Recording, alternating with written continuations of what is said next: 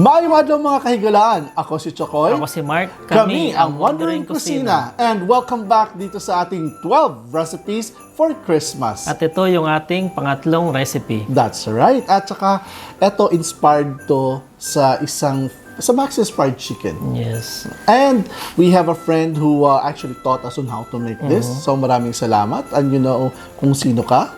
And ito, natikman natin to as in talagang super sulit. And I would agree na dapat every handaan merong ganito. Yes, siyempre, hindi mo wala yung chicken sa handaan. That's right. Kasi ang lulutuin natin mga ka-wonders is deep fried whole chicken. So buong manok pripituhin natin yan. So mga ka-wonder, sundin nyo lang yung process natin para maging successful yung pagluluto nyo. Especially dito sa deep fried whole chicken na to. Kasi napaka-special at napakasarap. We guarantee you, kung may mga bisita kayo sa Noche Buena or sa New Year, you can actually serve this one. So, ito ang video ng ating deep fried whole chicken. Sana magustuhan po ninyo. Ang lulutuin natin today, deep fried chicken. Yes, deep na may fried. laman sa loob na lemongrass and spring onions. Okay. So mga ka-wonders, please don't skip ads when watching this video. At ito ang process ng ating deep fried whole chicken.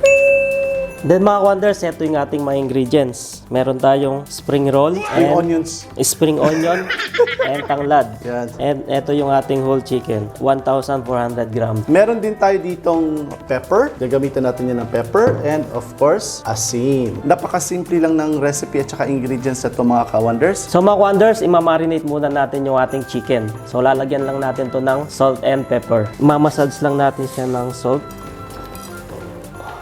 Yan. Tapos sa loob, lagyan natin siya ng salt. Daghan. Yung talagang maraming salt sa loob.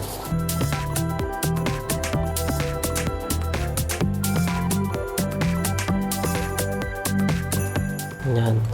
Then yung ating pepper. Pwede na to. Then lagay na natin tong ating mga lemongrass.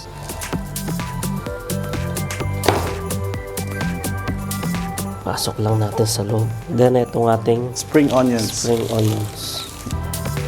Pag nainitan na kasi itong mga ka-wonders, itong mga ingredients na nasa loob, magju-juice yan. Tapos magdi-distribute yung juice niya sa loob ng manok. So mag-infuse siya doon sa laman. Magbibigay din to ng lasa niya, lalong lumaki.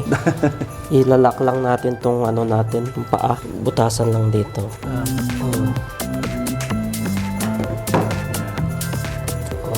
So, ayan muna natin i-absorb nung chicken yung mga linagay nating salt and pepper. That's right, yes. Mamarinate natin mga 30 minutes.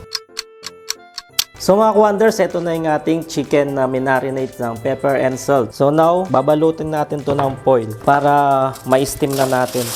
Yes, at I-steam natin to ng 30 minutes bago natin siya i-deep fry. right.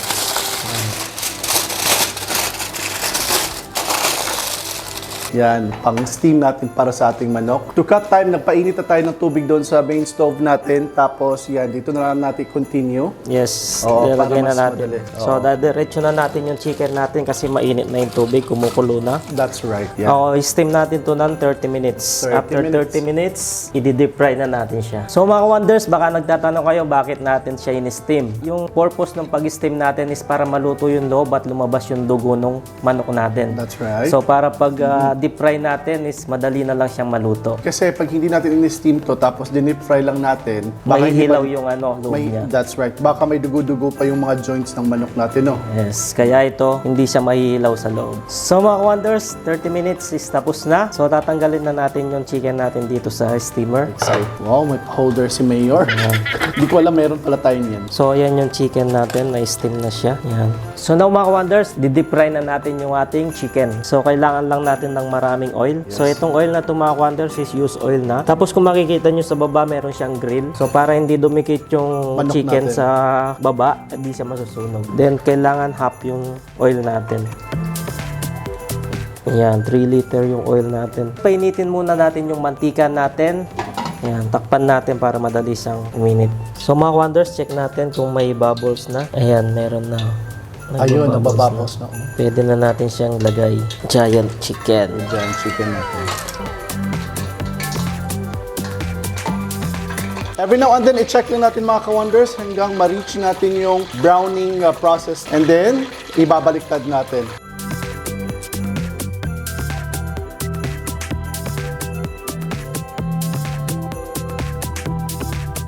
Mga wonders, medyo nag-brown na siyang konti. Ayan, lapit na to. 10 minutes to 20 minutes. Remember mga ka-wonders, meron po itong lamang tanglad at saka spring onions.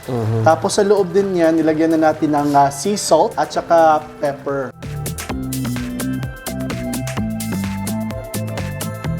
So mga ka-wonders, ito nabaliktad na natin. As you can see, medyo nasira ng konti yung Balat. konti lang naman, pero let's see how it goes pag natapos po ito. So we are hoping na masarap ito. Wow, see, tignan mo.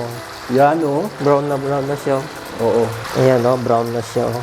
Wow! So, Yes. siguro after 5 minutes more, 5 minutes okay na more, to. okay na to, no? Diyan banda. Ayan, oh. Yan, Luto oh. na siya. Ang bilis lang niyang maluto kasi na-steam naman Na-steam siya. na natin.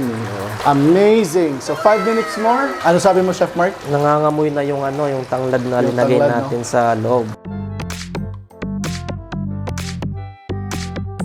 Okay na, no? Okay na yan. Sige.